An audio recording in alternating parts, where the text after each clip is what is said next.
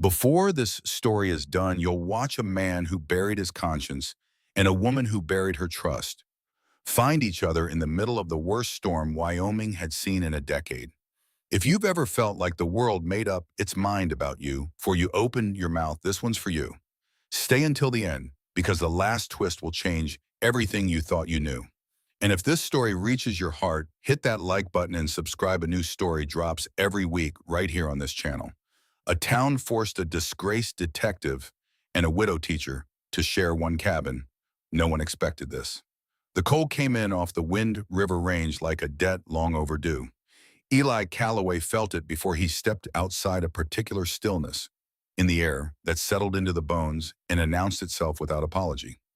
He had learned to read weather the way other men read faces, and what the sky above Heron Falls was telling him this November morning was not kind.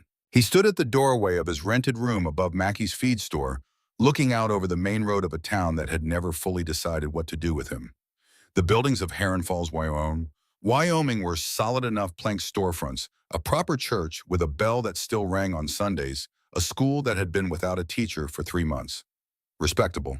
The kind of town that took pride in its respectability and watched carefully to make sure newcomers understood that. Eli had been here 7 months, long enough to know every face and short enough that the faces still watched him back. He was 33, though the last 4 years had given him the eyes of a man older. Broad through the chest and shoulders, with hands that had done rough work long enough to show it, there was a quietness to the way he moved that some people mistook for slowness. They were wrong. It was the quietness of a man who had learned that most situations did not improve by rushing into them. He pulled on his coat and descended to the street. The whispers started before he reached the end of the block. He was used to it. In 7 months, he had grown accustomed to the way conversations shifted when he walked into a room, the slight drop in volume, the careful angles of bodies turning away without appearing to. He had been a Pinkerton detective for 9 years. He knew how to observe, how to read the invisible language of people who believed they were invisible. What he could not get used to, what still found the soft places in him, no matter how carefully he braced himself, was the specific texture of what they said. "That's him," he heard not quite under someone's breath. "The one who put that innocent man on the gallows." He kept walking. The truth is, Eli Calloway knew it was more complicated. It was always more complicated. In 1882, he had been assigned to the Ridgeline bank robbery case in the territory of Wyoming. A man named Samuel Cross had been arrested, and Eli's supervisor, a senior Pinkerton agent named Marcus Webb, had informed him that the case was closed. The evidence was sufficient, and Eli's job was to provide testimony confirming the timeline as presented. The problem was that the timeline as presented had a gap in it, a gap Eli knew about because he had been standing in it. He had tried to raise the question through proper channels. He had been reassigned. Samuel Cross had been convicted and hanged. And 6 months later, while Eli was drowning in a whiskey bottle in a hotel room in Cheyenne, the real perpetrator's involvement had quietly surfaced in another case, too quietly for newspapers, too quietly for justice. Only loudly enough for Eli to hear and to understand what his silence had cost a man. He had resigned from the Pinkerton agency on a Tuesday morning. By Wednesday, he was riding north with no destination and a weight in his chest that he had not yet found words for. Heron Falls had simply been where his horse stopped. He did not tell people any of this. What they knew or thought they knew was a simplified version that Eli Calloway had been a Pinkerton man, that a case of his had gone wrong, that an innocent man had died, and that Eli had been driven out of his former life by the shame of it. The specific mechanics of his guilt varied depending on who was telling the story. He had learned not to correct them. The truth was his to carry, not theirs to adjudicate. He was halfway to the livery when he saw the woman for the first time. She was standing in front of the schoolhouse looking up at the building with the focused assessment of a person taking inventory. She wore a practical gray traveling coat, slightly worn at the elbows, and her dark hair was pinned up in a way that suggested function over fashion. She had a leather satchel over one shoulder and a trunk sitting on the boardwalk beside her that she had clearly hauled there herself because there was no one else present. She turned when she heard his boots on the boards. Her eyes were a particular shade of brown. Not warm brown, not soft brown, but the kind of brown that made you think of amber held up to light.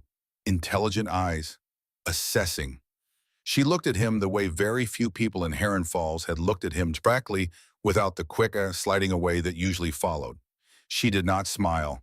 She did not look alarmed. She simply looked at him, took him in, and looked back at the schoolhouse. "You're the new teacher," Eli said, because it was the obvious conclusion. "Clara Maddox," she said, "and you are Eli Calloway." Something flickered across her face, brief, controlled, filed away. She had heard the name before. She knew what the town said about him. And then she turned back to the schoolhouse and said, "The lock on the front door sticks. Someone should see to that before winter." Eli almost said something. He wasn't sure what. Instead, he kept walking. He thought about those eyes for the rest of the morning. The first real snow came 3 days later. By noon, it was clear that this was not an ordinary early-season snowfall. The wind off the mountains had teeth in it, and the clouds building to the northwest had the specific gray-green color that old ranchers pointed at and said nothing good about. The supply train from Casper was due that afternoon, carrying medicine flour and the kind of goods that kept a small town alive through a mountain winter. It did not arrive. Word came back by mid-afternoon the railroad bridge at Bitter Creek Crossing had washed out in the overnight rains before the freeze. The train was stranded on the other side. Heron Falls was on its own. Sheriff Cord Denton called a town meeting at 4 o'clock. The hall was full by the time Eli arrived. Nearly every adult in Heron Falls pressed into the low-ceilinged room, radiating body heat and the specific anxious energy of people who understood that a bad storm and depleted supplies were a serious combination. Denton was already speaking when Eli took a position near the back wall close to the door, as was his habit. He noticed Clara Maddox near the window on the opposite side of the room. She sat with her back straight and her hands folded, watching Denton with the calm attention of someone who was taking notes in her head. The problems were laid out plainly. The storm would be severe, possibly the worst in a decade, according to Tom Beal, who had been ranching in this valley for 30 years and whose knees were apparently reliable meteorological instruments. Several households were already overcrowded, with extended family come in from outlying properties. The widow Harker's roof had a soft spot that wouldn't hold heavy snowfall. The Alderman family had 6 children and a father down with fever.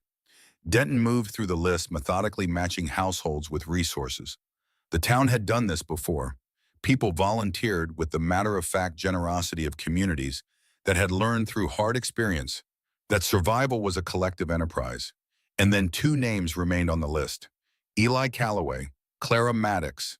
The room's temperature seemed to drop a degree. "What about Calloway?" someone said from the middle of the crowd. The voice was deliberately casual, which meant it was deliberately unkind. "I'll manage," Eli said before Denton could answer. "I can stay in the livery." "You'll freeze," Denton said flatly. He had a gray beard and steady eyes, and he spoke to everyone in the same unimpressed tone, which Eli had taken in the early months as a form of fairness. "Temperature's going to drop to 15 below before morning. Nobody stays in the livery." "Miss Maddox," said a voice from the front of the room. Edwin Stokes, 29, the mayor's son, who had the particular glow of a man accustomed to being the most important person in his immediate vicinity. He was already on his feet, already performing generosity. "My father's house has more than enough room. We would be honored to have you." Clara's response was courteous and immediate. "Thank you, Mr. Stokes. I wouldn't want to impose on your family." Edwin's expression shifted just for a moment, something cold and controlled moving underneath the easy smile. He had been trying to occupy Clara's attention since the day she arrived. She had been not so much rebuffing him as simply failing to acknowledge that he was worth rebuffing, which Eli suspected was far more insulting. "There is one option remaining," Denton said before Edwin could find another approach. He unfolded a piece of paper he had been holding. "The old ranger cabin by Owl Creek. Strong structure, sound roof, firewood already stocked. Enough room for 2 people to be comfortable and not underfoot of each other." The silence that followed had a particular quality. "You're suggesting they share the cabin," said Abigail Thornton, who ran the dry goods store, and whose opinion on matters of propriety was delivered with the force of geological fact. "I'm suggesting they survived the storm," Denton said, "which is what we are all here to discuss." The room considered this. Eli watched Clara watching Denton. She had not moved, had not changed expression. She was waiting, he realized, to see what other people decided before she spoke. Not because she was uncertain, but because she was gathering information. Edwin Stokes sat back down. There was something in the set of his jaw that Eli did not like. "If Mr. Calloway has no objection, Clara said into the considering silence. Then neither do I. Eli looked at her across the crowded room. She met his gaze with the same direct steadiness she had shown 3 days earlier outside the schoolhouse. Fine by me, he said. Mrs. Thornton made a sound that communicated volumes about her feelings on the matter. Denton looked at her with the expression of a man who had seen too much winter to spare energy for drama. Old Silas Pruitt will be on the porch, he said, in case anyone has concerns about propriety. Eli nearly said something about that. Old Silas was 70 half-deaf on a good day and reportedly slept with the consistency of a man with no outstanding debts to consciousness. But he kept this observation to himself. As the meeting broke up, the room filling with movement and voices, Eli found himself walking through the snow toward his rented room to gather his things. Clara Maddox fell into step beside him without announcement. You didn't have to agree to that, he said. No, she said, I chose to. You know what they say about me. I know what they say. A pause 3 steps through ankle-deep snow. That doesn't tell me what's true. Eli was quiet for a moment. The cold pressed in around them, and somewhere above the town, the wind was picking up, beginning its serious work. Most people don't make that distinction, he said finally. Most people find it easier not to, she said without bitterness. I've found that easy and true rarely share the same road. She turned at the corner toward the schoolhouse where her belongings were still waiting. Eli watched her go for a moment, then continued to his own room. The snow fell harder. The ranger cabin sat a quarter-mile east of town at the end of a track that ran alongside the frozen bank of Owl Creek. It was a solid structure, log walls a foot thick, a proper stone fireplace, a loft sleeping area accessible by a steep wooden ladder. Someone, probably Denton himself from the evidence, had been there earlier in the day. A fire was already built in the hearth, orange light coming through the single front window, smoke rising straight up into the pewter sky. Eli arrived first. He had stopped at the livery to check on his horse, and the 2 horses he was wintering for the Beckett Ranch, and the delay had cased him the better part of an hour. He found old Silas already installed on the covered porch in a rocking chair, wrapped in a buffalo robe, smoking a pipe that the wind kept trying to extinguish. Hell of a night, Silas said conversationally. It'll get worse before it gets better. Always does. Silas settled back and closed his eyes with the serene confidence of a man who had made his peace with weather long ago. Eli took his saddlebags inside and assessed the space. 1 main room downstairs, the fireplace, a long table, 2 chairs, a rocking chair that had seen better decades. A rope had been strung across one corner of the room with a blanket hung from it, creating a rough partition around the area near the ladder. Someone had thought about this. Probably Denton. He was still assessing when Clara arrived.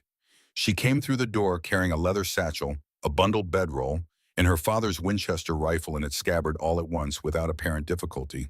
She set things down with the practiced economy of someone accustomed to managing for herself, looked around the cabin and came to the same conclusions he had. I'll take the floor, he said immediately. We'll alternate, she said in the tone of someone ending a discussion rather than beginning one. You tonight, me tomorrow. We'll be practical about it. He opened his mouth. Mr. Calloway, she said without looking up from where she was setting her satchel on the table, I appreciate the instinct, but I am not fragile, and this is not a situation that benefits from either of us pretending it's something other than what it is. He closed his mouth. She looked up then, and there was a hint of something in the corners of her eyes, not quite amusement, but something in that neighborhood. I'll make coffee, she said. I assume you drink it. Black-owned, he said. Good. Anything else is an indulgence we can't spare the sugar for. They worked in silence after that, unpacking the supply crates that had been left beside the door. Coffee beans, cornbread, and a wrapped cloth, salt pork, dried apples. Enough for 4 or 5 days if they were careful.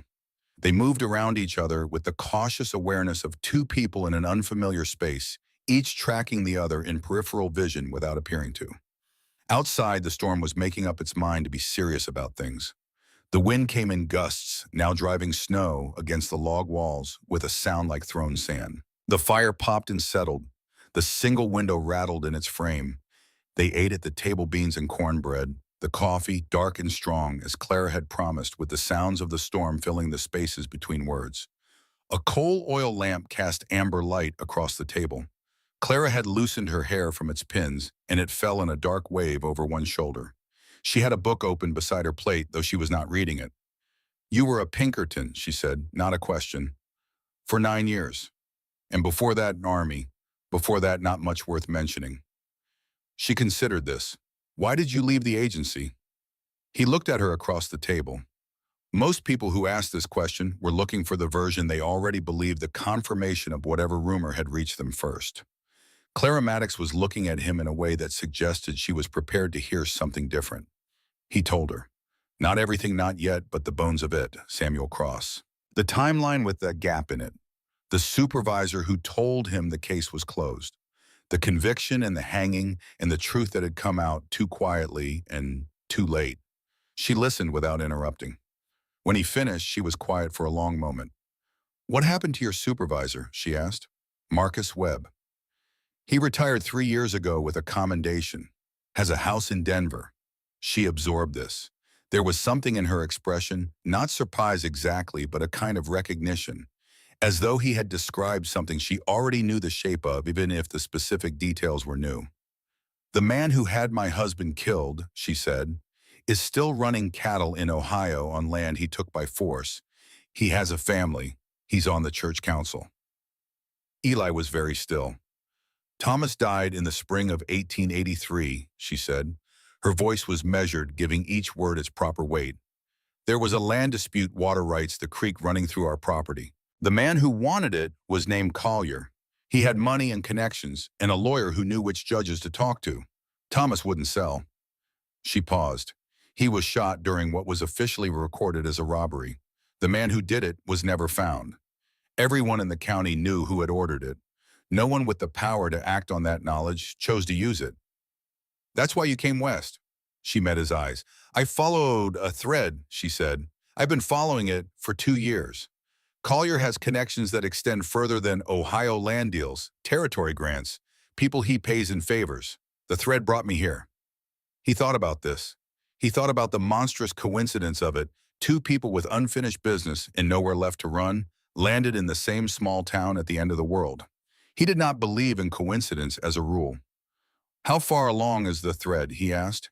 She considered him for a moment before answering, as though weighing something.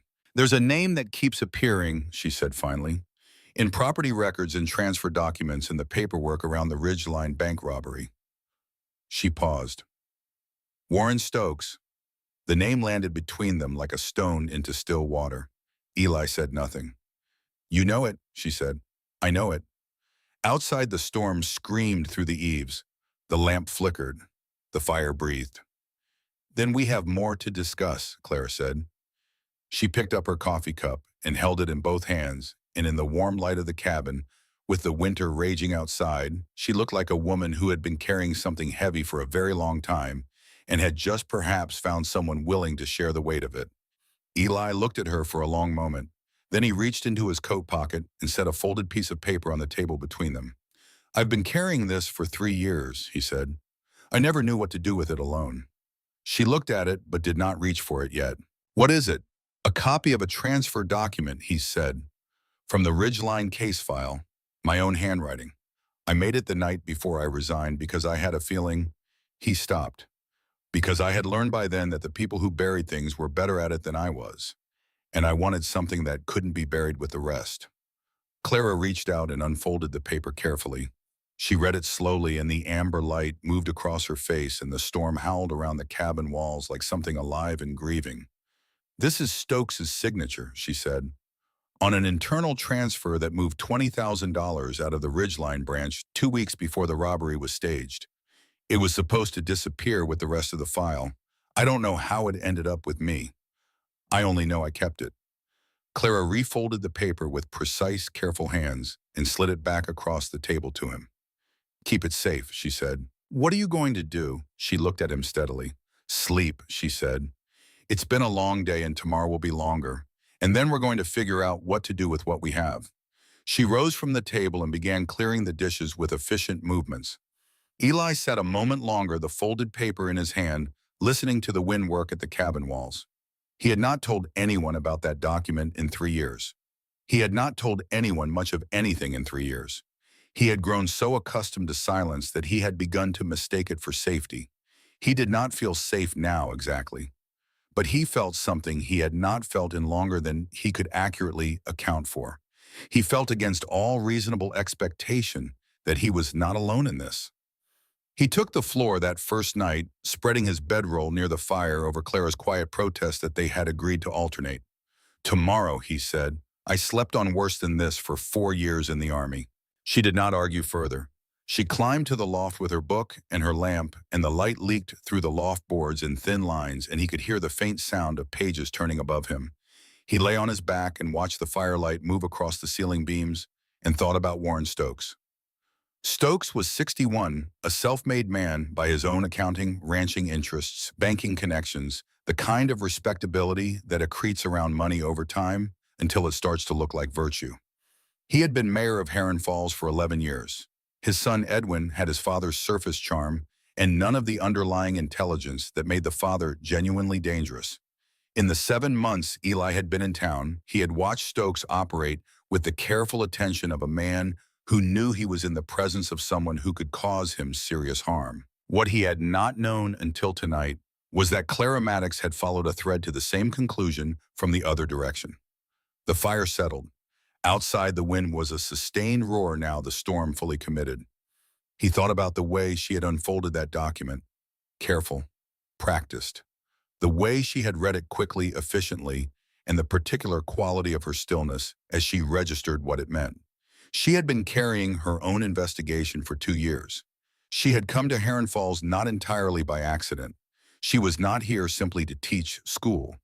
He did not find this frightening. He found it, if anything, something like relief. He had been trying to work out what to do about Warren Stokes with the resources of one man who could not move without being noticed. Clara Maddox apparently had resources of her own. He was considering this when a sound filtered down from the loft, not the turning of pages, but a small, arrested breath. Then silence. "Mr. Calloway," she said quietly from above. "Eli." A pause. "Eli, thank you for telling me the truth tonight." He thought about Samuel Cross, about a gap in a timeline, about the weight of things carried for too long. "Thank you for letting me," he said. The lamp in the loft went out. The fire breathed low and steady. Outside, the worst storm in 10 years pressed itself against the walls of the cabin and failed as storms always eventually fail to get in. Eli Calloway closed his eyes. For the first time in years, sleep came without a fight. He woke before dawn to the smell of coffee and the sound of Clara trying not to make noise. Gray light pressed through the frost-covered window. The storm had eased somewhat. The roaring had subsided to a steady wind, and the snow came down now in the serious, committed way of a storm that intended to be there for some time rather than announcing itself dramatically. Eli sat up, rolling his neck, and watched Clara at the stove with her back to him. She was in her wrapper and braid, moving with the contained efficiency of someone accustomed to early mornings, lifting the heavy coffee pot with both hands. She had not heard him rise. "You don't have to be quiet," he said. "I'm a light sleeper." She startled slightly, then turned. Something about being caught in her wrapper and braid, the undone quality of early morning, put a brief color in her face that was gone as quickly as it came. "Coffee will be ready shortly," she said. "There's bacon. I'll check on the horses first." He pulled on his boots and coat and stepped out into the gray morning. Old Silas was somehow still in the rocking chair, wrapped so completely in the buffalo robe that only the bowl of his pipe was visible. He cracked one eye as Eli passed. "Still alive," Silas said, though whether he was reporting on himself or making a general observation was unclear. The snow came up to Eli's knees in the deeper drifts. He pushed through to the small lean-to stable behind the cabin where the 2 riding horses had been quartered. They were nervous horses, always felt weather changes in their bones before humans did, and he spent 10 minutes with them, working his hands along their necks, speaking low words that were more about tone than content. They settled. When he came back inside, Clara had produced biscuits from somewhere. "I made too many," she said, setting the pan on the table without meeting his eyes. A small, private acknowledgement that she had made exactly the right number. They ate in the warm quiet of the cabin while the snow piled itself against the window. The coffee was exactly as strong as advertised. The biscuits were good, simple, no pretension, the kind that came from someone who had been making them since childhood. "You cook for yourself," he said. "I've cooked for myself for 2 years," she said. You learn quickly when there's no alternative. He thought about that 2 years of cooking for one of a house designed for two people suddenly occupied by one. He knew something about that arithmetic. How long were you married? He asked. 4 years. She considered her coffee cup. Long enough to believe it was permanent, short enough that I'm still not entirely certain what it taught me. What do you think it taught you? She was quiet for a moment. That I am better at carrying things alone than I expected, and that this is not necessarily something to be proud of.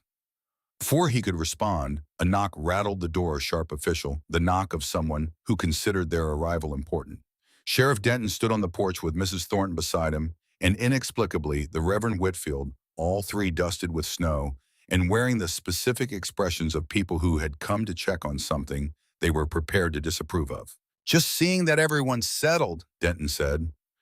Mrs. Thornton stepped past him into the cabin without waiting for an invitation, her eyes conducting a rapid inventory that took in the bedroll near the fireplace, the blanket partition, the 2 cups of coffee on the table.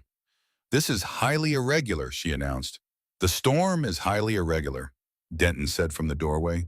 These two are managing fine.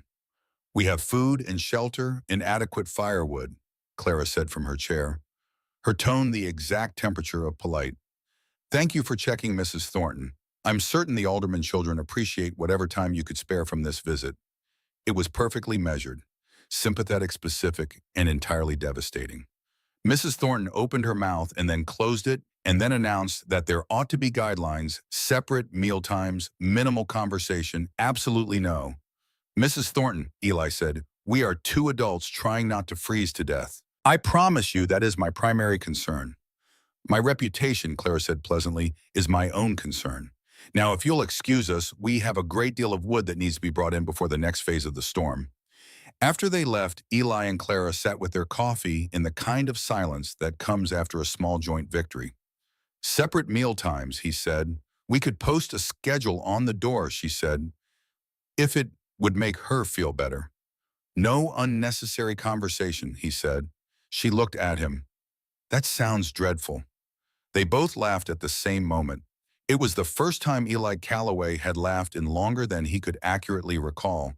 The sound surprised him like something coming unlocked. The cabin, which had felt like a holding space that morning, began to feel in a small but real way like somewhere worth being. The day settled into a rhythm that neither of them had arranged, but both of them fell into. Eli brought in wood from the pile beside the lean-to, 6 trips before noon, clearing the drifts each time, and afterward cleared a path to the stable. Clara organized the supply crates with the systematic efficiency of someone who had thought about resource management, sorted the food into portions, and mended a tear in her traveling coat with tiny, precise stitches that suggested patience and quantity. In the afternoon, the wind dropped to something manageable. They worked together without the need for much coordination. She held things while he nailed. He held things while she tied, and the small, domestic machinery of the cabin ran quietly and well. Late afternoon, while Eli sat at the table cleaning his revolver, Clara opened her trunk and lifted something out, wrapped carefully in cloth. He watched her unwrap it, the motions deliberate, respectful, and set her father's Winchester on the table. It was a Model 1873 in fine condition. The wood stock had been polished until it showed the grain clearly, and the barrel was clean and unrusted. Your father kept it well, he said. I've kept it, she said. He taught me to when I was 11. He was a justice of the peace in Ohio. He said a woman who couldn't protect herself was putting her safety in other people's hands, and other people had enough to manage. Eli looked at her. Smart man. He was. Something passed through her expression, not grief exactly, but the acknowledgement of it. He died 4 years ago, before Thomas, before any of it. She sat down across from him and began her own cleaning ritual, breaking the rifle down with practiced hands. Outside, the wind moved through the trees in the long intervals of sound that winter wind makes.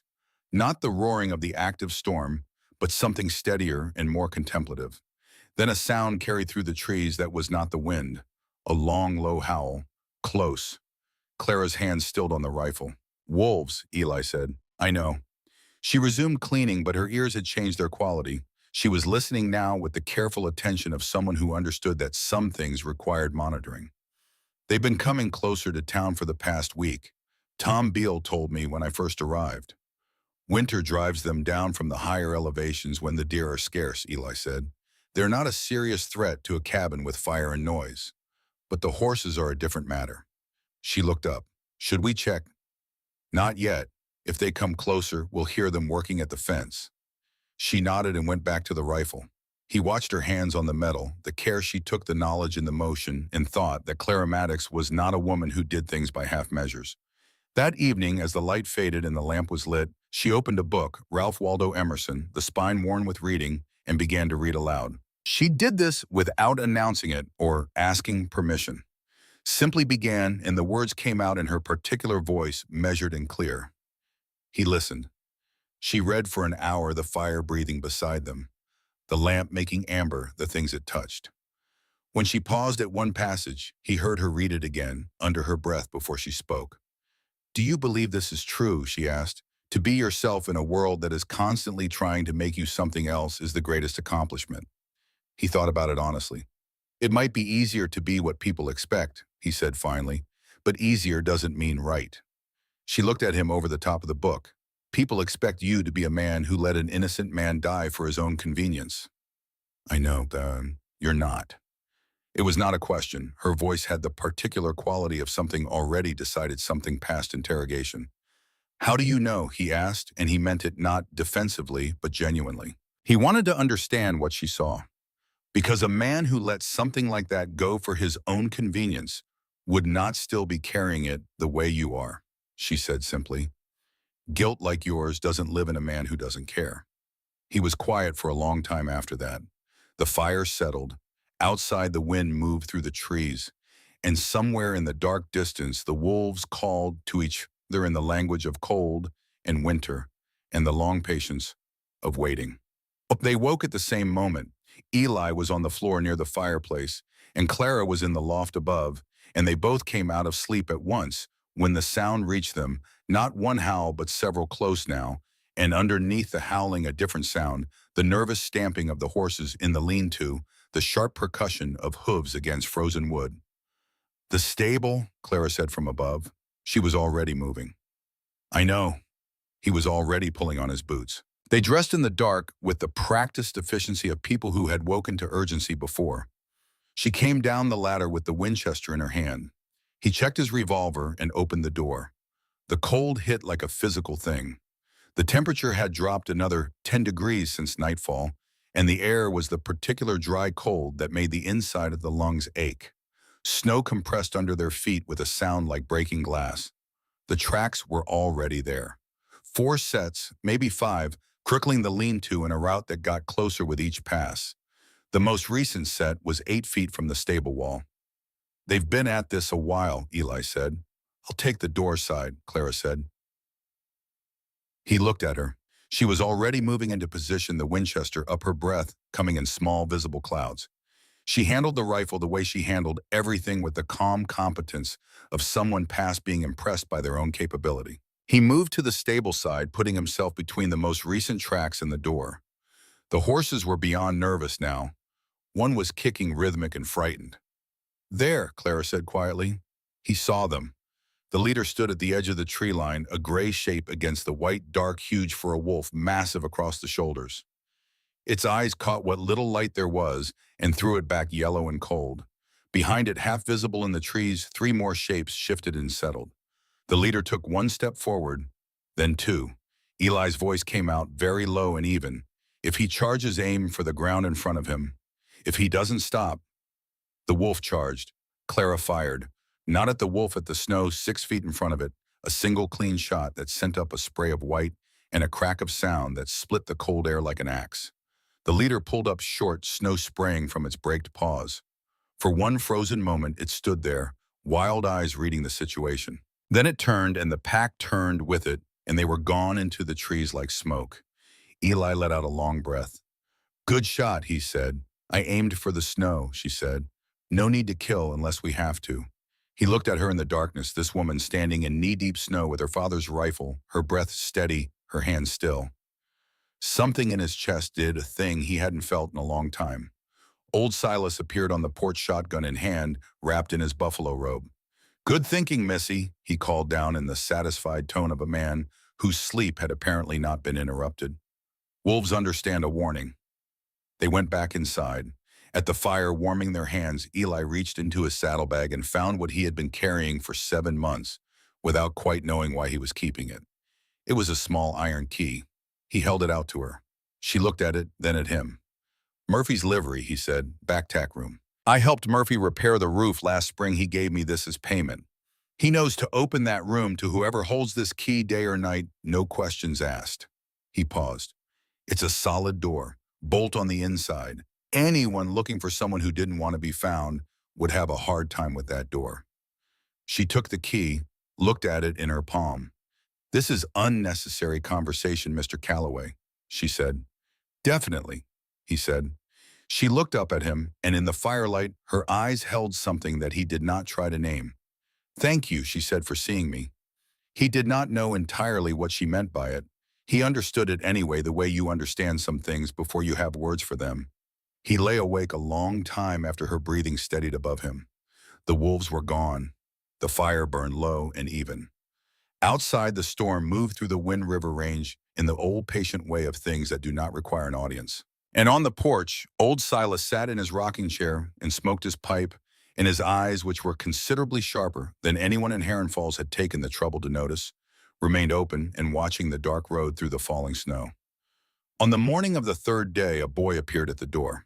He was 9 years old, thin in the particular way of children who have not had enough of either food or attention, and he was standing in snow that came up to his thighs with a look on his face of someone who had walked a long way and intended to complete the journey regardless of its difficulty.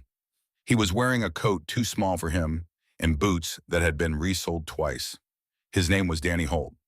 He lived at the Heron Falls Children's Home, which was run by a Mrs. Pike with adequate efficiency and minimal warmth. He was one of Clara's students, the one she had told Eli the previous evening, who sat in the back corner of the schoolroom and read every book he could find and asked questions that adults were not expecting from 9-year-olds. He held out a book.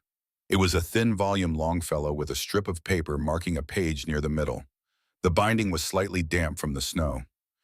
"You left it," he said to Clara, when the storm started. "I thought you might want it." Clara looked at the book.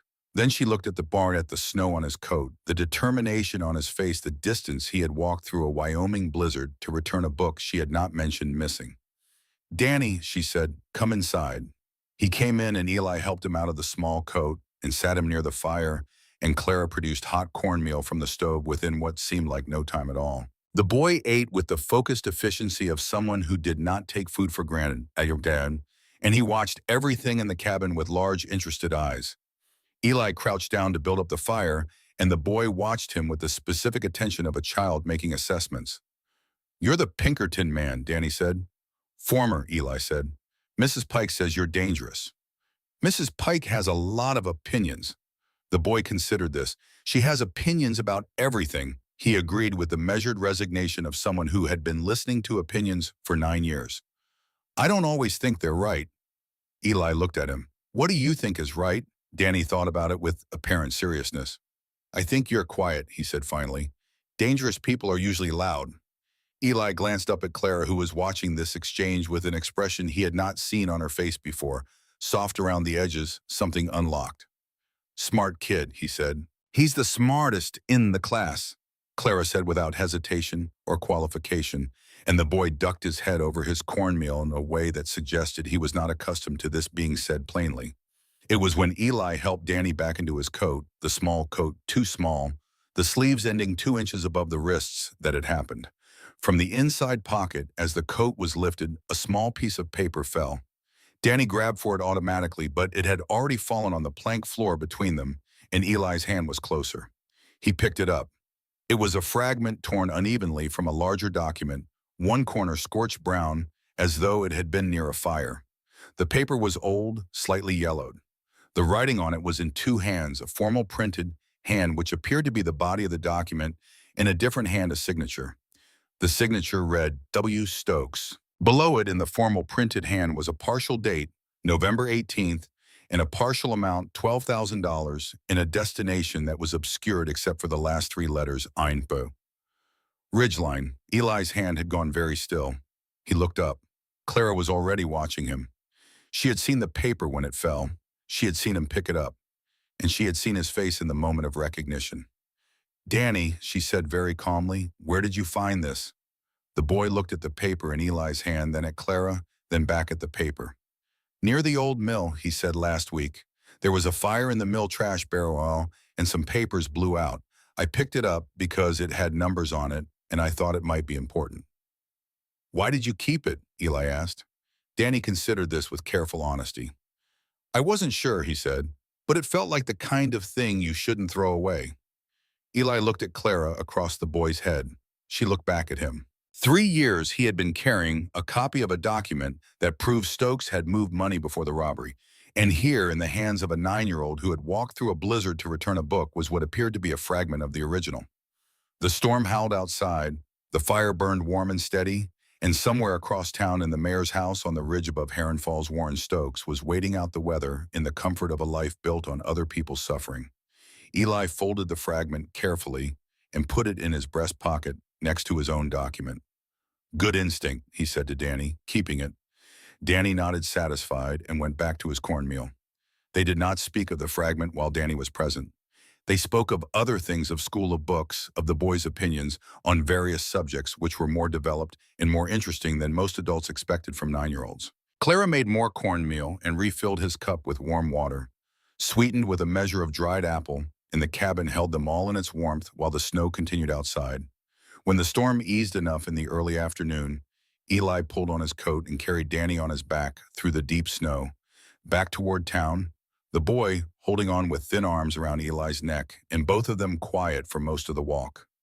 He left the boy at the edge of the main road where the walking was cleared enough for small legs and watched him make his way back to the children's home. Danny stopped once at the corner and turned back. He raised one hand in a small, serious wave. Eli raised his in return. He stood in the snow for a long moment after the boy turned the corner and disappeared. He was trying to remember the last time he had given serious thought to what a child's life was like, to what it meant to be 9 years old, wearing a coat 2 sizes too small, finding scraps of paper near trash fires and keeping them because they felt important.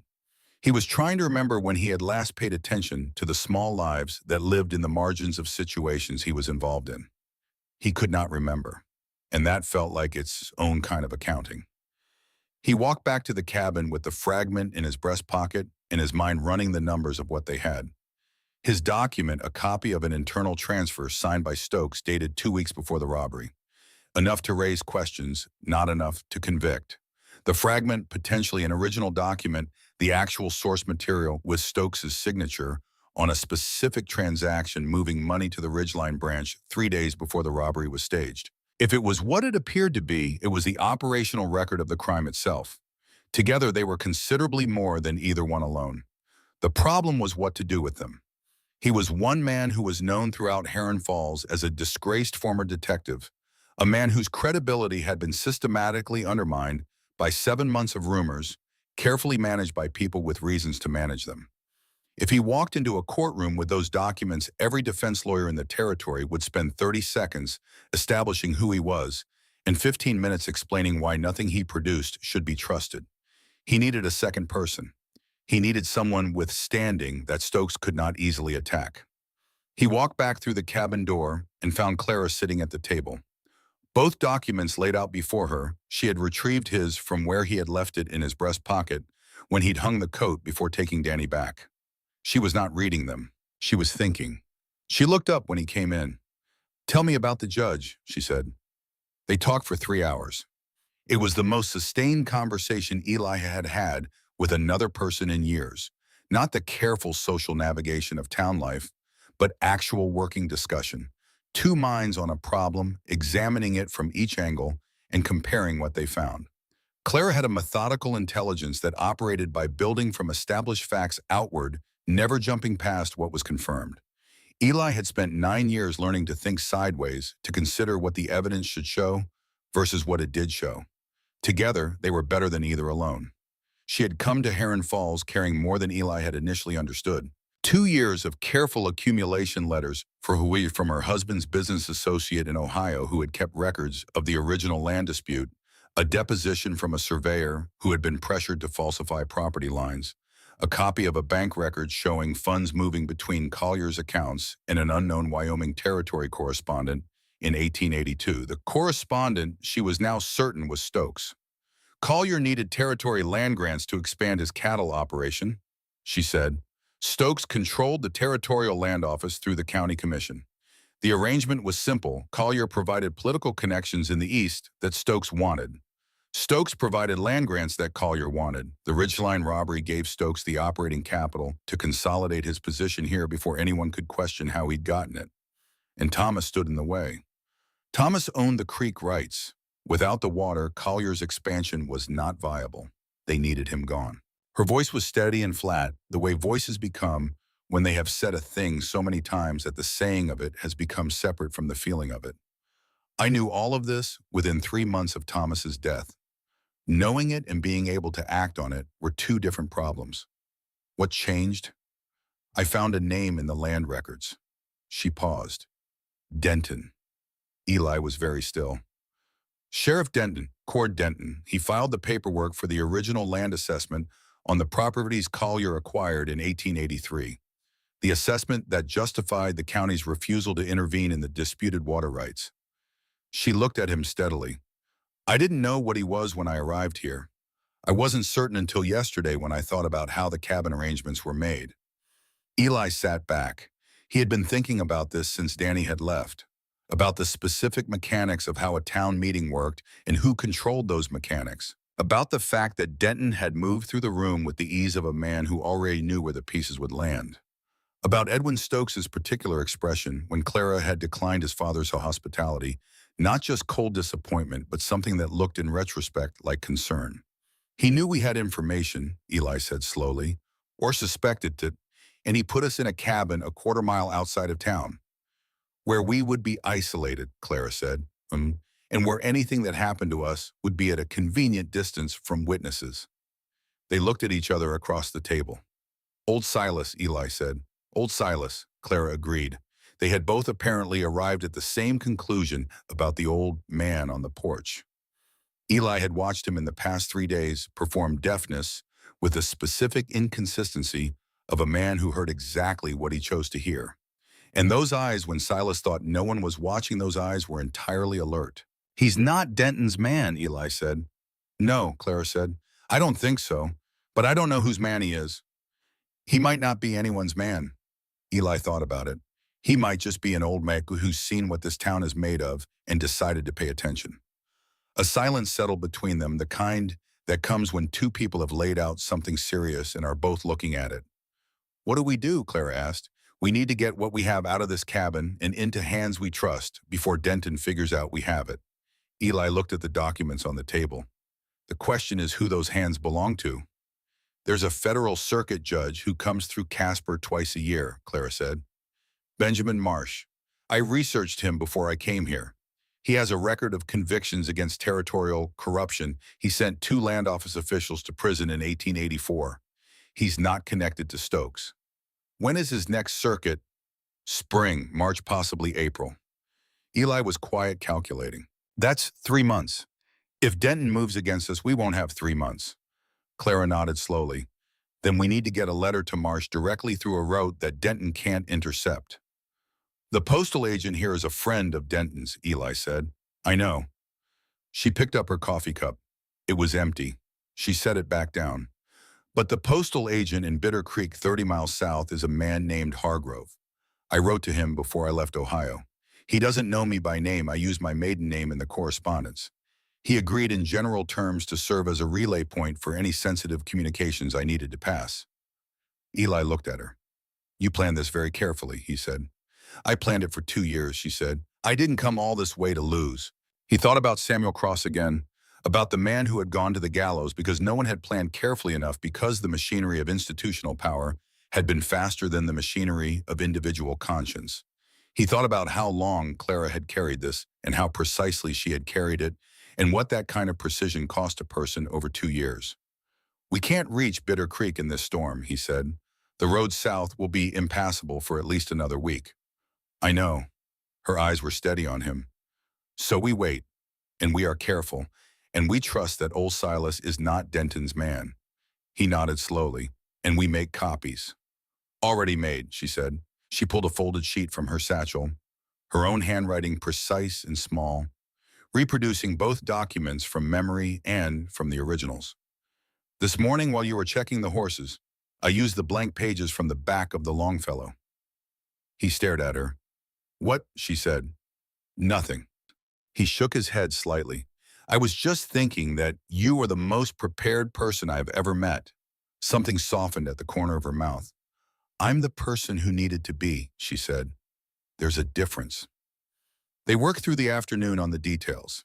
Eli laid out what he knew about Stokes's operation from 7 months of careful observation, the men he employed, the routes he used for the cattle operation, the 2 or 3 town officials whose loyalties Eli had always felt were purchased rather than given. Clara added what she had gathered from her own research. The picture that assembled itself was methodical and thorough, a man who had built his empire not through dramatic strokes, but through patient accumulation, through the steady application of money and pressure, and the strategic placement of loyal men in positions that controlled information. Denton was the most valuable of those placements. A sheriff who controlled what got reported, what got investigated, what got filed, and what got quietly lost. That was worth more than a dozen hired guns. He'll know the road is clearing, Eli said. He'll be watching the weather the same way we are. Will he move before we can? He doesn't know what we have. He suspects, but he doesn't know. If he knew for certain, he would already have moved.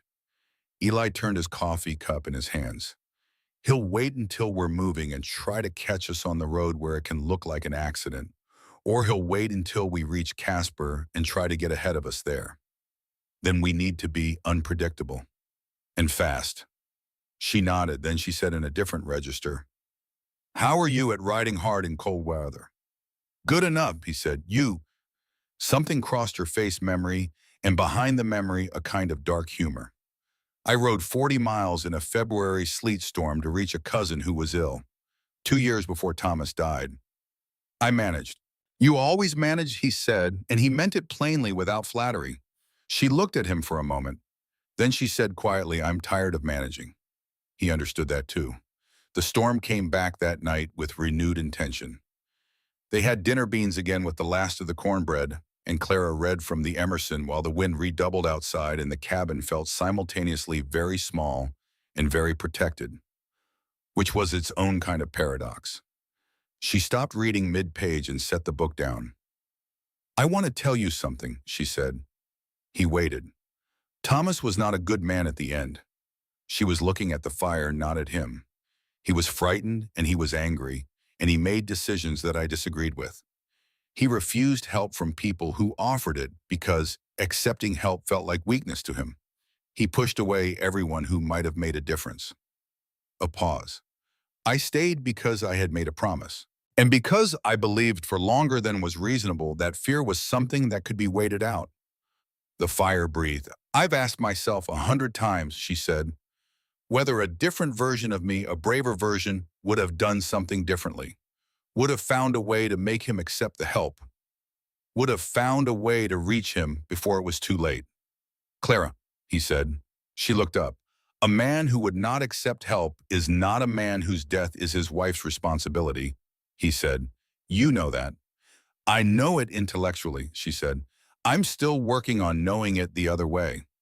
He understood that. He understood it with the specific understanding of someone who had been working on a similar problem for 3 years, the gap between intellectual knowledge and the kind of knowing that changes how you breathe. For what it's worth, he said, what I see when I look at you is not a woman who failed someone she loved. I see a woman who has been carrying the weight of other people's choices for a very long time and has somehow not buckled under it. She was quiet for a moment. Then she said, what happened to you with the Pinkerton case? It wasn't your fault either, you know. You raised it. They buried it. Those are not the same thing. I know, he said. I'm still working on knowing it the other way. She smiled at that, a small, genuine smile, the kind that goes all the way up into the eyes. It was the first full smile he had seen from her, and it did something to the air in the cabin that the fire alone hadn't managed. They sat in silence for a while, a comfortable silence, the kind that has earned itself. Tell me something, he said eventually. Something that has nothing to do with Stokes or Thomas or any of it. Yeah, something just about you. She thought about it. I collect pressed wildflowers, she said. I've been doing it since I was 7 years old. I have 6 books full of them. I brought one with me. She hesitated. It felt frivolous when I was packing. I almost left it behind. What made you bring it? I thought. She stopped, reconsidered, started again. I thought that wherever I was going, I still wanted the possibility of something beautiful. Eli looked at her for a long moment. Good thinking, he said quietly. She met his eyes and the fire moved between them, and outside the storm made its enormous noise against the walls of a cabin that was holding together fine. 2 things happened the following day that changed the shape of everything. The first thing was Edwin Stokes. He arrived at the cabin mid-morning on horseback, which in those snow conditions was either impressive or reckless, and probably both. He was in his good coat, the one he wore when he wanted to be noticed, and he had brought a covered basket that turned out to contain fresh bread and a jar of preserves, which was the currency of particular kinds of attention. Clara answered the door. Eli stayed at the table, visible in the background. Miss Maddox, Edwin said in the warm voice he used when he was performing generosity. I wanted to make sure you had everything you needed, the conditions being what they are. We have everything we need, Clara said pleasantly. Thank you for the bread. My father wanted me to extend an invitation once the storm has cleared. He hopes you will join us for dinner at the house. He's very interested in the school and in your plans for the curriculum. That's very kind. Clara's voice had not changed. I'll see what my schedule permits. Edwin's gaze moved over her shoulder to Eli at the table. Something in his face did a small, controlled thing, not quite hostility, not quite fear, but some compound of both. Calloway, he said, it's Stokes, Eli said without inflection. A pause hung in the doorway. I hope you're making yourself useful, Edwin said to no one in particular. Doing my best, Eli said. Edwin looked at Clara once more with the expression of a man who had been planning on a different outcome. Then he turned his horse around and rode back through the snow, and Clara closed the door and stood with her hand on it for a moment. His father sent him, she said quietly, to check on what we have, or to remind me that there's an easier version of life here that's available to me. She turned from the door. Edwin doesn't know about the documents. He's not that kind of instrument. He's a blunt one. Eli nodded. Stokes is thinking about the storm ending, about what happens when the road to Bitter Creek opens. Then we need to be ready before it does. The second thing happened that night. Old Silas came inside. Not stumbling, not confused, he came in deliberately shaking the snow from the buffalo robe and sitting down in the rocking chair by the fire, as though he had been waiting for an appropriate moment. He looked at Eli. He looked at Clara. He looked at the documents on the table which they had not moved quickly enough to conceal. I was sheriff in this county, he said before Denton. 19 years. Neither of them spoke. I retired when my wife died and Stokes started expanding his operation, and I decided I was too old to die for a thing I couldn't win yet. He put his pipe in his mouth. Yet being the operative word, he looked at Clara. Your husband was Thomas Maddox, Ohio. Water rights dispute. Clara was very still. My nephew is the county recorder in Cheyenne, Silas said. He keeps the territorial records. Has kept them very carefully since 1882, with the specific intention that they not be available to certain parties who would like them to disappear. He reached into his coat and produced an envelope sealed with wax. This is a notarized summary of every property transaction Warren Stokes has filed in this territory since 1880, every single one, with the irregularities annotated. He held it out. Clara reached across and took it. There is a federal marshal, Silas said, named Hector Vance. He operates out of Cheyenne. I have been corresponding with him for 14 months.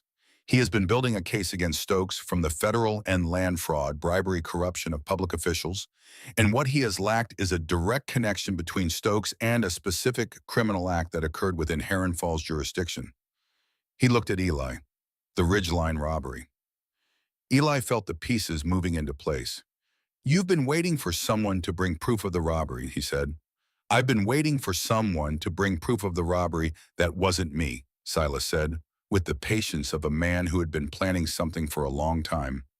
Because if it came from me, Stokes would bury it with the argument that I was a disgruntled former sheriff with a grudge, which I am, but that doesn't make me wrong. Who else knows about Vance? Clara asked. My nephew, me, now you. The old man looked at the envelope in Clara's hands. Vance is in Casper right now. He has been for 3 weeks waiting for something from me that he could take to a territorial judge. The storm has delayed the courier. What courier? The one I need. Silas looked at them both steadily. I need someone to carry what we have to Casper when the road opens. Someone who can walk into Vance's office without being stopped. Someone who has standing. He paused. A former Pinkerton agent who was dismissed for trying to report corruption, and a school teacher whose husband was murdered by associates of the man in question, arriving together with original documents and a notarized territorial record that is a case that moves. Eli looked at Clara. Clara looked at Eli. How long until the road opens? Eli asked. Silas considered the window and the sky beyond it. 2 days, he said. Maybe 3. And Denton, Silas's expression did not change, but something behind it did. Denton is careful. He won't move against you inside the town. Too many witnesses, too much chance of it coming back to Stokes before the situation is controlled. He'll wait for the road to open and for you to be moving. He'll intercept us. He'll try. Silas reached into his coat again and produced a folded paper. This is a message to Tom Beale at the livery. He's not Denton's man, he's mine. He'll have horses ready, a different route mapped, and 2 of his boys riding cover from Owl Creek south. You won't be on the main road. He set it on the table. You've been planning this, Clara said. It was not an accusation. 19 years of watching and waiting, Silas said simply. He stood, adjusted his buffalo robe, and moved toward the door. Get some sleep. The road will open when it opens, and you'll need to move fast when it does. He went back to the porch. Eli and Clara sat with the fire and the documents in the envelope, and the sudden vertiginous sense of a situation that had been larger than either of them realized, and had been waiting for them to find their way to the center of it. He's been watching since before we got here, Clara said. He's been watching the right pieces move, Eli said. We were the last ones. She looked at him. In the lamplight, her face was clear and serious and not afraid. How much do you trust him? She asked. Eli thought about it honestly. Enough, he said. A man who's been carrying something for 19 years without letting it turn him is a man who means what he says. That's not a certainty. Nothing about this is a certainty. He looked at her. But I've been in enough situations where I had no good options to know the difference between a bad option and the best available one. He's the best available. She nodded slowly. The firelight moved across her face. She was thinking the way she always thought, carefully from first principles, not rushing to the conclusion she wanted but earning it. All right, she said, we trust him. She pulled the envelope close and read through the notarized summary carefully, the same way she read everything, giving each line its proper attention, not skimming. When she finished, she set it down and was quiet for a moment. 14 months, she said. Vance has been building this for 14 months. And Silas for 19 years. And you for 3. And you for 2. He looked at her. We're the last pieces. Between us, we have what makes it move. She was quiet for a long moment. Then she said in a voice that was careful and precise, when I left Ohio, I told myself I was doing this for Thomas, because he deserved justice, and because someone needed to see it done. A pause. I'm not sure that's entirely true anymore. He waited. I think I needed to do this for myself, she said, because the alternative, living in a world where a man can order someone killed and walk free and sit on a church council, I couldn't do that. I couldn't teach children about right and wrong and know that the people running this country didn't believe in either of those things. She met his eyes. Is that selfish? No, he said immediately. It's the only honest reason. She considered this. You said you resigned from the Pinkerton agency because of Samuel Cross, she said. But I think you resigned because you couldn't be what the agency wanted you to be, a man who made peace with that kind of compromise. He was very still. Yes, he said after a moment. That's closer to it. That's not something to be ashamed of, she said. That's a man who knows what he is. He looked at her for a long moment, and the fire burned between them, and the storm was all around the walls of the cabin, and inside it was warm and quiet and very still. Are you ready for this? She asked. He thought about Samuel Cross. About 9 years of building a life around an institution that turned out to be as corrupt as the things it claimed to oppose. About 7 months in a town that had made up its mind about him before he unpacked his saddlebags.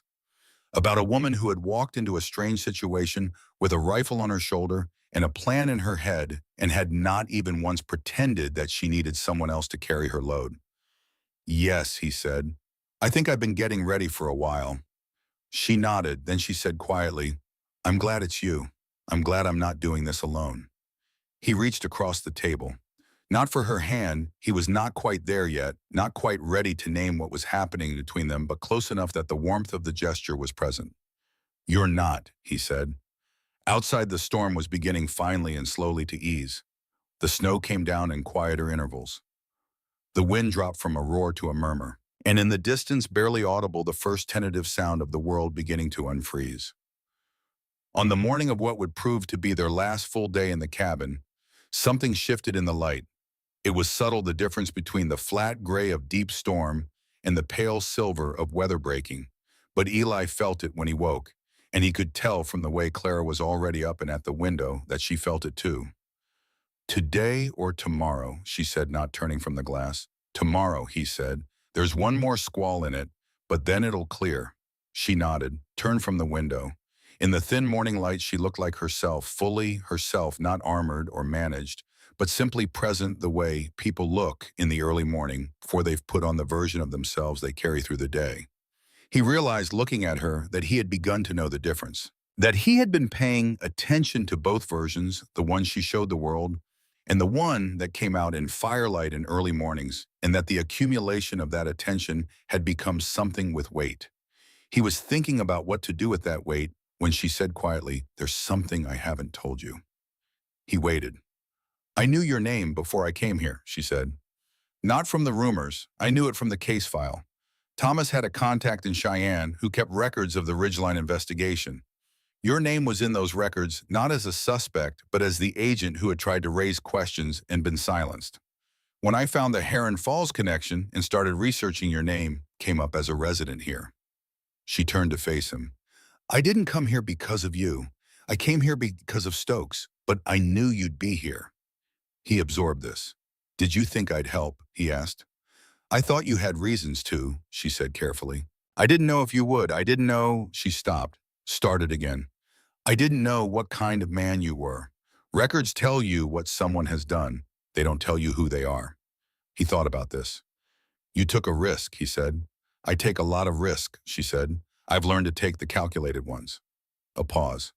"I didn't calculate this part." He looked at her for a long moment. "What part?" She met his eyes directly as she always did, and did not look away. "This," she said. "You, whatever this is." The word hung in the cold morning air of the cabin. The fire had burned to coals.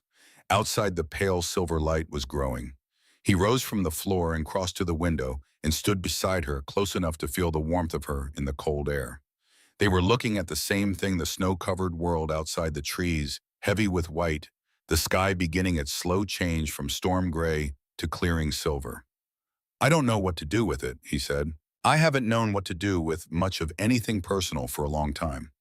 "Neither do I," she said, "but I stopped pretending it isn't there." He looked at her profile, the straight line of her jaw, the set of her shoulders, the particular quality of attention she brought to everything, even a window in the early morning. "When this is over," he said, "when we're on the other side of it, I'd like to find out what it is." She was quiet for a moment. "That sounds like a reasonable plan," she said. He almost smiled. That was Clara, the most careful, precise woman he had ever met, and she could say something like that, "Sounds like a reasonable plan," in the early morning light, with a storm breaking overhead, and make it feel like the truest thing spoken in years. "I want to ask you something," he said. She looked at him. "Danny," he said, "at the children's home." She waited. "What happens to him when this is over? When Stokes is dealt with and the situation is resolved and the town goes back to whatever it is, when it isn't caught in the middle of something?" Clara was quiet for a long moment. The pale silver light grew around them. "I've been thinking about that," she said, "since the day he walked into this cabin with a book in his coat pocket." She turned to look at the room, the fire, the table, the simple, solid walls. "He's been in that home for 3 years, since his father died. His mother died in childbirth.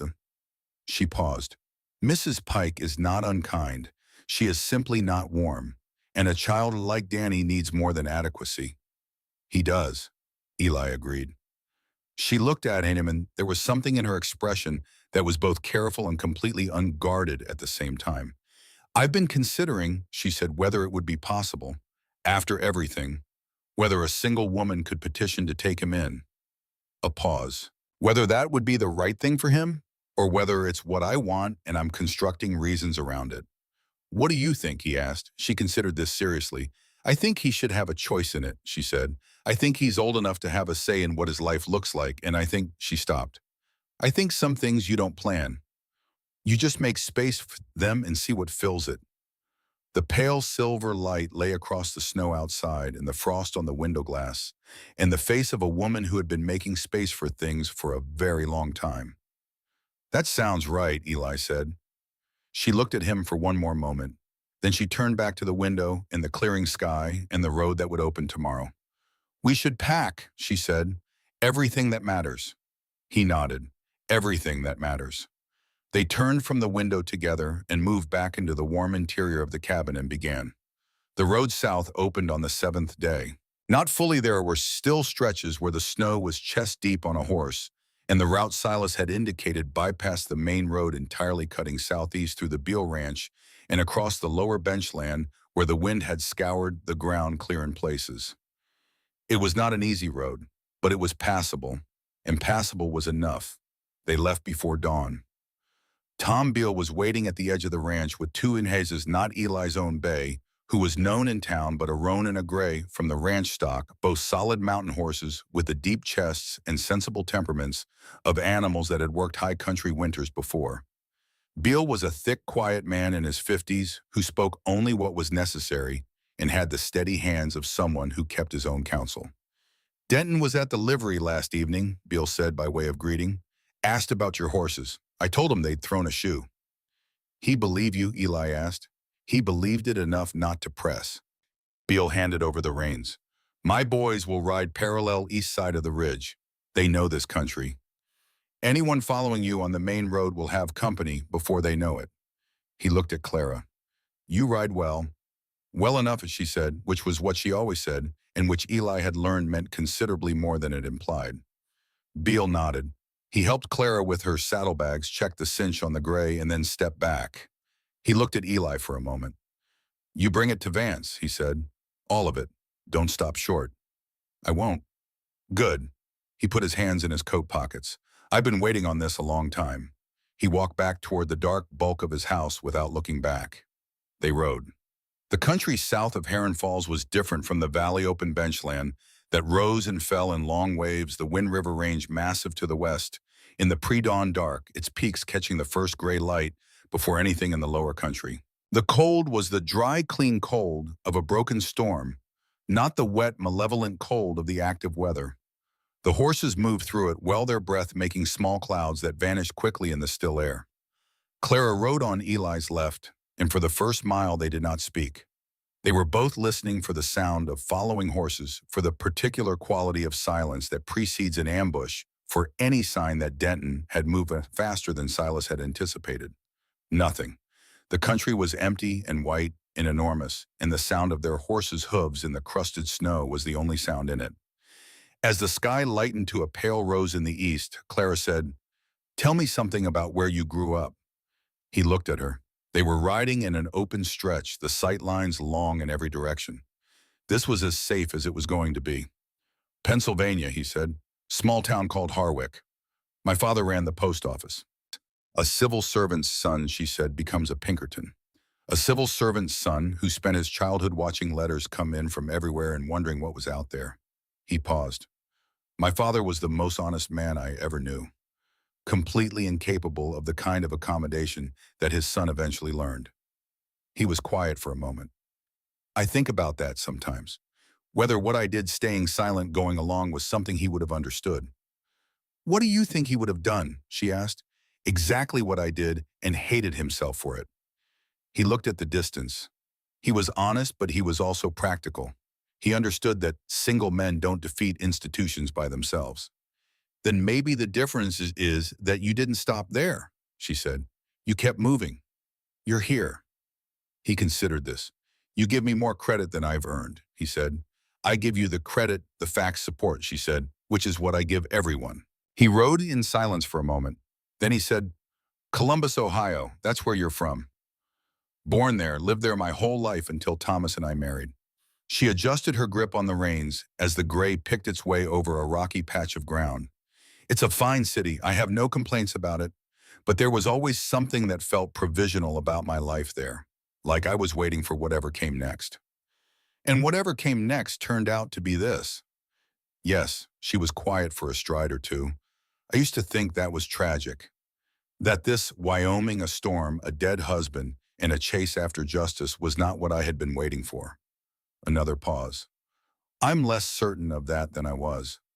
He looked at her in the pale morning light. She was watching the country ahead, her face in profile against the white distance, and she had the particular quality of presence that he had been learning to recognize as specifically hers. Not watchfulness, not calculation, but a fundamental attentiveness. She was here fully, not somewhere else. He thought, I want to know what this looks like on the other side. I want to know what she is like when she isn't riding toward a fight. He kept this thought to himself. There would be time for it later, if they managed later. They rode. They had been on the road for 4 hours when the trouble came.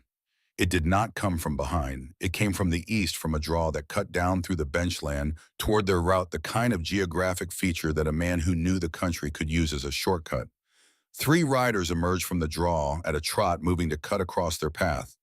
Eli recognized the man in front before he could see the face clearly. The way he sat a horse. The particular set of the shoulders. Denton. There, Clara said quietly. She had already seen them. I see them. Eli scanned the terrain. The draw was to their east. To the west, the ground rose toward the ridge. Ahead, the benchland ran open for half a mile before the first tree cover. Behind them, the way they had come. 3 against 2 on open ground with no cover for 300 yards in any direction. He planned this, Clara said. He's been planning it since he put us in that cabin, Eli said. Denton pulled up 60 yards out, his 2 deputies flanking him. He was in his heavy winter coat, and his badge caught the morning light. He looked from this distance like exactly what he was supposed to look like. Calloway, he called. Miss Maddox, I need you to come back to town. There are questions about what happened at the cabin. What questions? Eli called back. The kind that require you to come back to town. Clara spoke quietly from beside him. He doesn't know for certain what we're carrying. If he did, he wouldn't be talking. He knows enough to stop us, Eli said, and figure out the rest later. Then we don't stop. He looked at her. She looked back at him. We ride through, she said, and her voice was even and clear as the cold morning air. Not around, through. They're blocking the route south and they know the terrain west.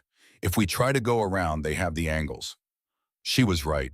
She was right in the way she was always right, not because she was smarter, but because she had looked at what was actually in front of her without letting what she wished were true interfere with it.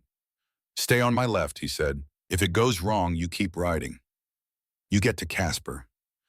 If it goes wrong, she said, we deal with it together. He started to argue. Eli, she said, together. He let go of the argument. They rode forward. Denton held his ground for a moment, and Eli could see the calculation happening, the reading of the 2 riders coming toward him, the assessment of their speed and their intention, and the moment when he understood that they were not stopping. Denton drew his rifle. From the ridge to the east, a shot rang out.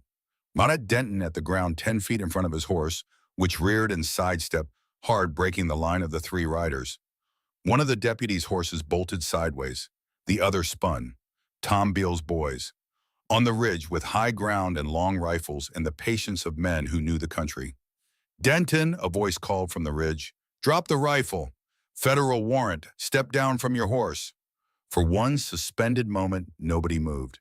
Then Denton looked up at the ridge and looked at Eli and Clara still riding toward him, and looked at the 2 deputies whose horses had scattered, and made the calculation that the situation had made for him. He wheeled his horse and rode hard back toward the draw. One of his deputies followed. The other, a young man Eli didn't know well, pulled his horse up short and stayed where he was, and after a moment he raised both hands in the air. Eli pulled up beside him. "You're not Denton's man," he said. The young deputy shook his head. He looked about 20 years old and relieved. "I'm Tom Beale's nephew," he said. Denton didn't know. Eli looked at him for a moment. "Ride to town, child," he said. "Keep your hands visible. Find Mrs. Thornton and tell her the sheriff has fled and there are federal matters in progress. She'll have the town locked down inside of an hour." The young man nodded, turned his horse, and rode.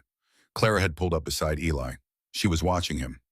"Mrs. Thornton," she said, "Denton was careful with everyone in town." Eli said, "Except the one person he considered harmless.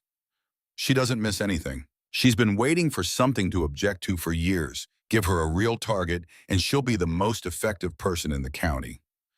Clara looked at him with an expression that was most of the way to a smile.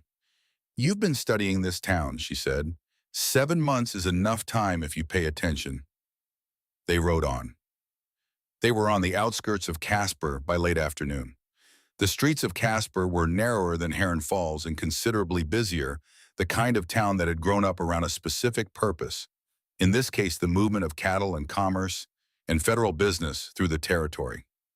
After a week of silence in white country, it felt loud in a way that Eli had to consciously adjust to. Clara rode beside him without visible difficulty. She had been in bigger cities than this, he reminded himself. Columbus was a real city. She was not a woman who was easily overwhelmed. They stabled the horses at a livery near the main street. The liveryman looked at their travel-worn state without comment and took their money and their horses, and that was that. Eli shouldered his saddlebags and Clara shouldered hers, and they walked the half-block to the federal marshal's office in the last light of the afternoon. Eli stopped at the door. He put his hand on the frame and stood for a moment. Clara stopped beside him. 3 years, he said. "I know," she said. She did not rush him. He thought about the last time he had walked into a federal office with evidence, the Pinkerton supervisor's office in Denver, with the questions he had tried to raise about the Cross case, the way Marcus Webb had looked at him across the desk with the patient contempt of a man who has already decided what will happen, the way the door had felt behind him when he left. This was different. This was not the machinery of the institution he had worked for. This was the machinery of something that had been built specifically to address what the other machinery did when it went wrong. He went in. The federal marshal's office was a solid building with a lamp burning in the window. Marshal Hector Vance was a lean, precise man in his late 50s who had been waiting apparently for exactly this. He looked up from his desk when they came through the door, and something in his face shifted the careful, controlled recognition of a man who has been anticipating a thing and is managing his reaction to its arrival. "Calloway," he said. "Vance." A pause, then, "And Mrs. Maddox." Clara set her saddlebags on his desk and began removing documents. Eli did the same. In the lamplight of the marshal's office, they laid out what they had: the transfer document, in Eli's copy the original fragment from Danny's coat pocket, the notarized territorial records from Silas's nephew, Clara's 2 years of accumulated evidence on the land fraud and the Ohio connection, and the copies she had made in the cabin by lamplight in the middle of the storm. Vance looked at the assembled material for a long moment. He put on his spectacles and read through the notarized summary with the thoroughness of a man who understood that thoroughness was his primary professional tool. He examined the fragment. He read Clara's deposition from the Ohio surveyor. He looked at the bank records. He did not rush. When he finished, he removed his spectacles and set them on the desk and sat back. "Silas Pruitt said you were coming," he said. "He sent word by courier 3 days ago." "That's not possible," Eli said. "The road was not the South Road." Vance allowed himself a small, contained satisfaction. "There's a rider Silas has used for 14 months. Knows every mountain road in the county. The South Road was not the only option." He picked up the notarized summary. "I've been corresponding with Silas for over a year. But this," he set the summary down and picked up the fragment, the original document with Stokes's signature. "This is what makes it a criminal case and not just a civil matter." "What happens now?" Clara asked. Vance looked at her directly. "Now I ride to Heron Falls with a warrant and 2 deputy marshals, and Warren Stokes is placed under federal arrest." He paused. "Cord Denton is already in flight." "As of this morning," Eli said, "he won't get far." Vance began sorting through the documents with efficient hands. "The Ohio Connection Collier, I'm sending a telegram to the marshal in Columbus tonight." Clara's hands resting on the edge of the desk went briefly very still. "He'll be arrested," she asked, and her voice was careful and level and entirely controlled. "If the evidence supports it," Vance said. He looked at her. "Does it?" She reached into her satchel and produced the deposition, the bank records, the surveyor's falsified assessment. She placed them in front of him one at a time, and her hands were steady. "It supports it," she said. Vance looked at the documents. Then he looked at her with the particular kind of respect that comes from recognizing what something cost. "Mrs. Maddox," he said, "this is 2 years of work." "It is," she said. "You did this alone." She glanced at Eli briefly with something in her eyes that he could not fully read. "For most of it," she said. "Not for the last part." Vance nodded. He began writing, and the scratch of his pen was the only sound in the room for a long moment. Outside, the last light of the day was fading over the mountains. The storm was gone. The sky was clear for the first time in a week, a deep winter blue going purple at the edges, the first stars appearing. Somewhere in the distance, a dog barked twice and was quiet. Eli stood at the window and watched the sky and thought about Samuel Cross. He thought about the night he had resigned from the Pinkerton agency and ridden north with no destination, and how that riding had eventually brought him to a small town in Wyoming where he had spent 7 months pretending to start over. He thought about the specific quality of that time, not healing, not recovery, but a kind of suspension waiting for something he could not have named. He thought about a woman who had walked into a schoolhouse and looked at a building that needed repairs without looking at him twice, and then had done both in their own time. Calloway. He turned. Vance was holding out a formal document, a receipt notarized acknowledging the delivery of evidence and its source. "For your protection," Vance said, "it and hers. The moment this evidence is in federal custody, any interference with you becomes interference with a federal proceeding." He paused. "Which I mentioned because Stokes has resources, and until he is in custody, his resources will be looking for ways to manage the situation." Eli took the document. "How long until he's in custody?" "I ride tomorrow at first light." Vance looked at him steadily. "If you return to Heron Falls, keep your head down for 24 hours. After that, it's finished." He paused and looked at Eli for a moment with the particular directness of a man about to say something he had considered carefully. "For what it's worth," Vance said. "The Cross case, the record was amended 2 years ago, federal level, not public, to reflect the evidence irregularities. Your name is noted in the file as the agent who raised the concern." He picked up his pen. "I thought you should know." Eli stood very still. "It doesn't undo it," Vance said. "No," Eli said. "No, but the record says what it should say." He went back to his writing. "That's something."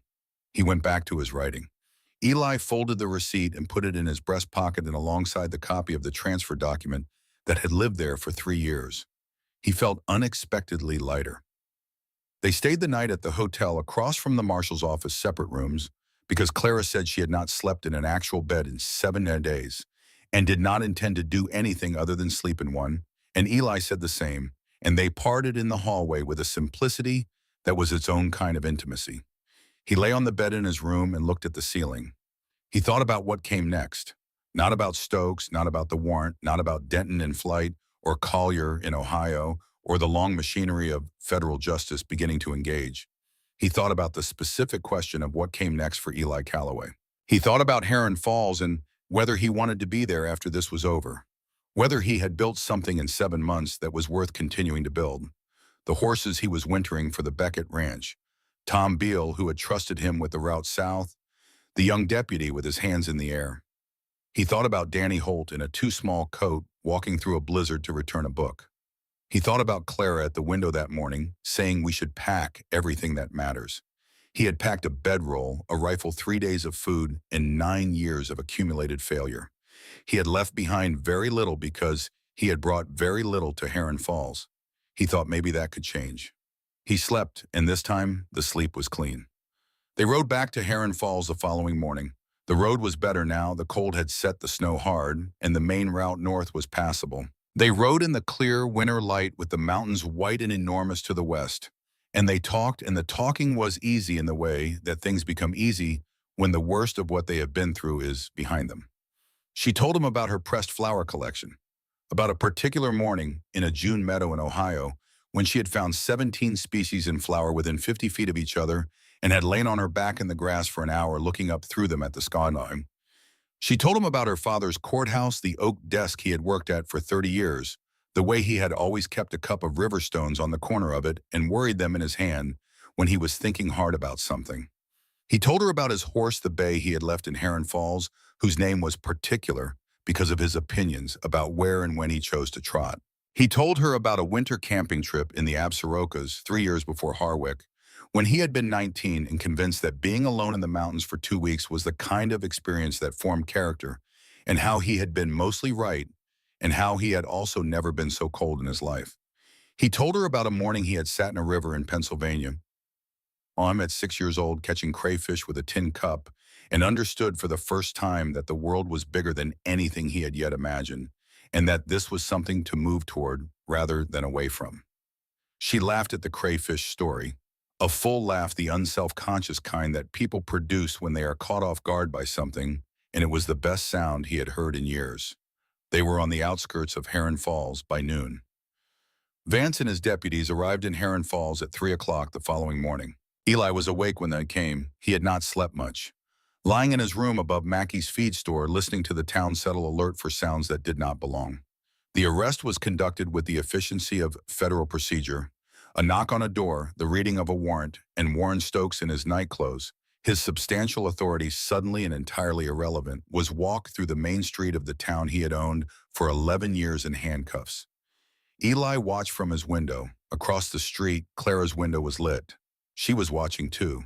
He couldn't see her face, only the lamp behind her and the stillness of her silhouette, but he understood it. They had both been moving toward this for a long time from different directions, and now the thing they had been moving toward was happening, and it felt less like triumph than like completion. The closing of a wound that had been open too long. He thought about Samuel Cross. He thought, this doesn't undo that. Nothing undoes that. But it is something. It is the thing I should have done, then done now. It counts. Edwin Stokes, who had arrived at the scene in a state of confusion and escalating panic, was taken in as well. Not for the robbery, not yet, but for possession of documents that had gone missing from the county records office. The sight of Edwin Stokes in handcuffs, still wearing his good coat from a dinner party he'd apparently not yet come home from, was the kind of moment the town would talk about for a decade. Not with pleasure exactly, or not only with pleasure, but with the specific energy of a community that has had a false version of the truth replaced with a real one. Mrs. Thornton emerged from her house at 3:30 in the morning, apparently fully dressed, as though she had been waiting for this. She observed the proceedings from her front porch with an expression of deep satisfaction that she made no effort to conceal. When Vance's deputy walked past with Edwin in custody, she said loudly enough to carry to the small crowd that had gathered, "It is never too early for justice." Nobody disagreed. Denton was caught 3 days later at a trading post 60 miles south, attempting to exchange his horse for passage east. He was returned to Heron Falls in the custody of Tom Beale's older son, which was the kind of outcome that stories get told about for a long time in small towns. The morning after the arrests, Eli found Danny at the edge of the schoolyard before classes started. The boy was standing in the snow, looking at something in his hand, a stone flat and gray river worn. He turned it over and over with the focused attention he brought to most things. Eli stopped beside him. "Where did you get that?" he asked. "Owl Creek," Danny said. "Last fall, before the freeze." He kept turning it. "Mrs. Pike didn't like me going to the creek, but I went anyway. There were a lot of good stones." Eli crouched down to be level with him. The stone was a good one, smooth and weighty, the kind that sits perfectly in a palm. "You keep it in your pocket?" he asked. "It's good for thinking," Danny said with the matter-of-fact certainty of someone who has identified a working system. "When I have to figure something out." They were quiet for a moment. A cold morning, clear sky, the school bell not yet rung. "Danny," Eli said, "can I ask you something?" The boy nodded. "That cabin," Eli said, "when you came through the blizzard to bring Miss Maddox her book, you walked a long way in bad weather." He paused. "Why, Danny considered this seriously. "She'd been kind," he said finally. "She asked me what I thought about things, about books and about questions. She didn't say, 'That's interesting,' and then talk about something else." He looked at the stone in his hand. "When people are like that, you want to do something for them." Eli looked at the boy's profile, the serious face, the careful thinking, the coat that was almost but not quite the right size. "She's going to ask you something soon," Eli said, "about staying with her, about whether that's something you'd want." Danny looked up. His eyes were large and dark and entirely alert, and in them Eli could see the particular held breath quality of someone who has wanted something for a long time and has not let themselves believe it might happen. "Is she going to ask?" Danny said carefully. "I think so. I think she's been thinking about it for a while." Eli looked at him directly. "I wanted you to know it was coming, so you could think about it before she asks." Danny was quiet for a moment. "What do you think I should say?" he asked. Eli thought about this with the seriousness it deserved. "I think you should say what's true," he said. "She will want the true thing.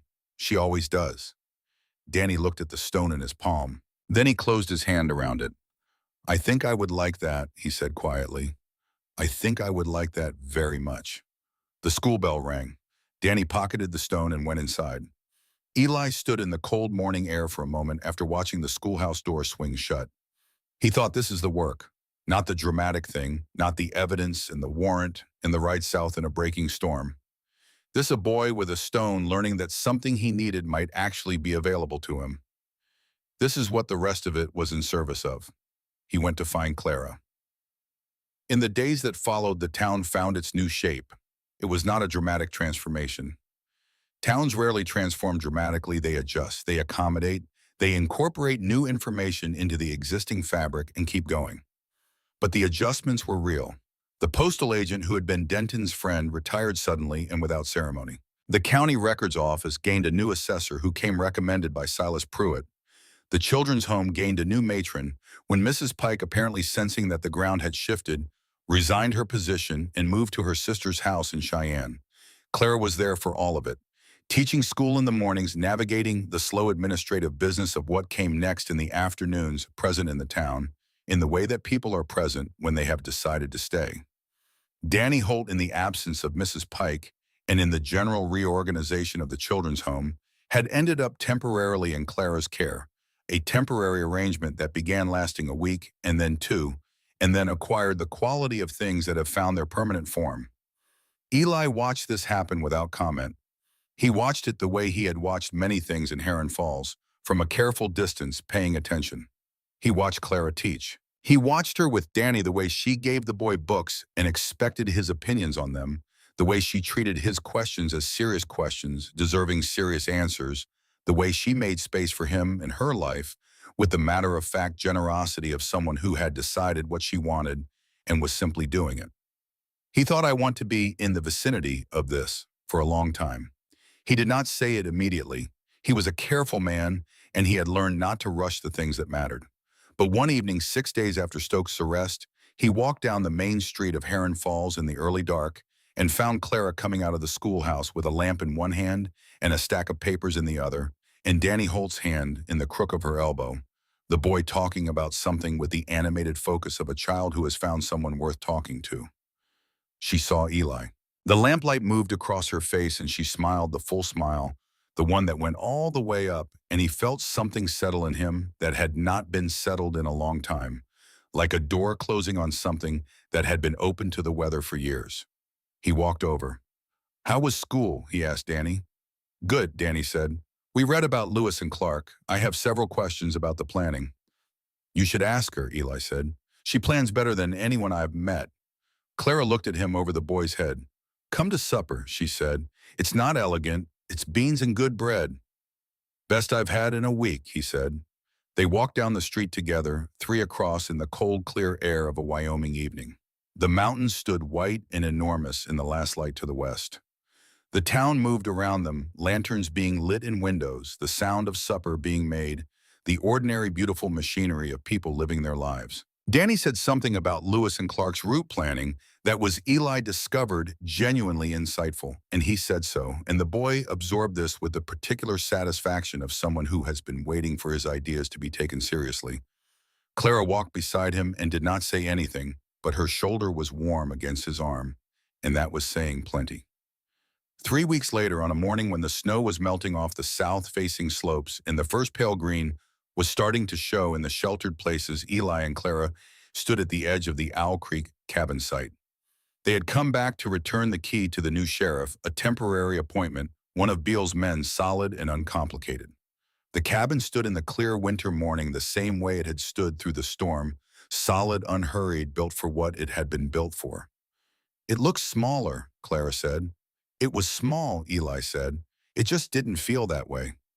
She nodded slowly. Strange, she said, how a place can change the way you see it depending on what happens inside it. He looked at the cabin. He thought about 7 days of storm and firelight and strong coffee and the sound of pages turning in a loft above him.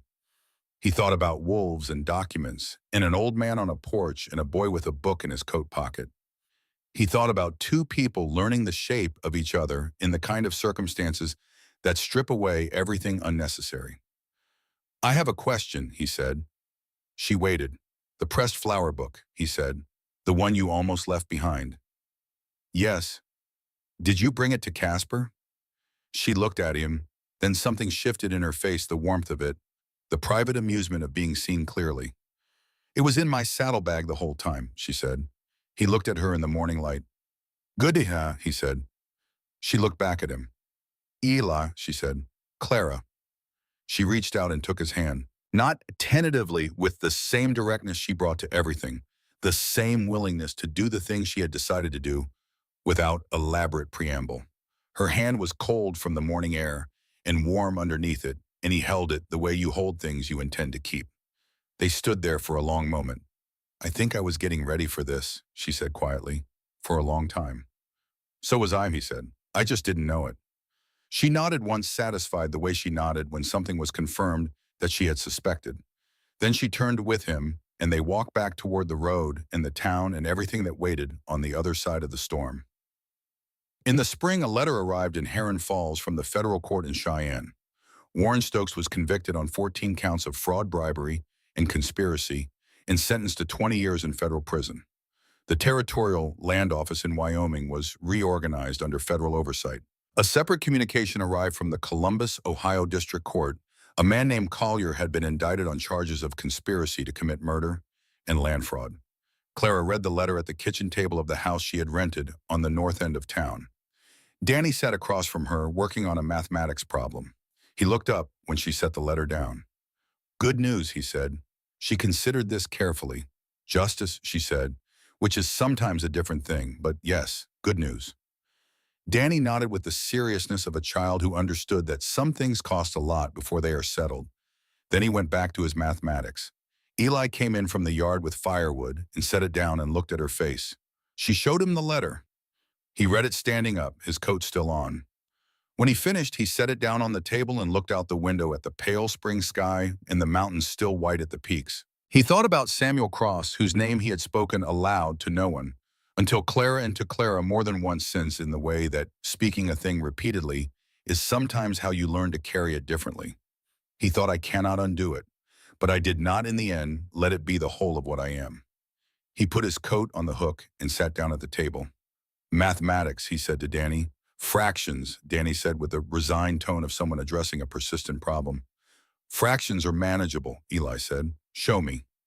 Danny slid the paper across the table, and Clara poured coffee, and the spring light came through the kitchen window and lay warm across the table where they sat on all three in the ordinary, extraordinary way of people who have found their way to each other through difficult country and decided to stay.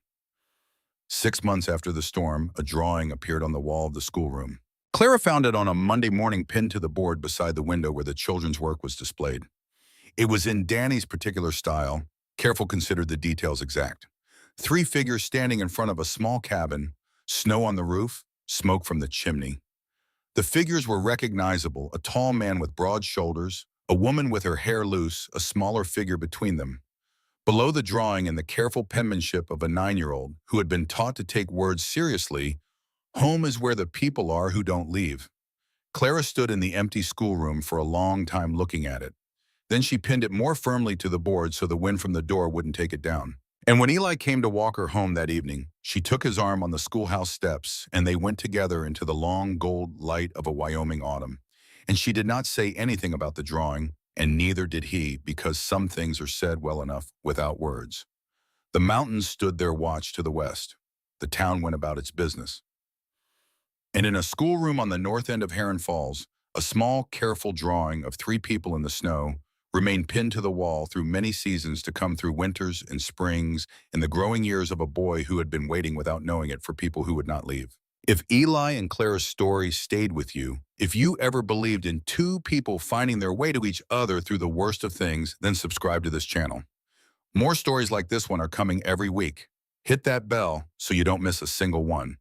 And leave a comment below which moment in this story hit you the hardest. I read everyone.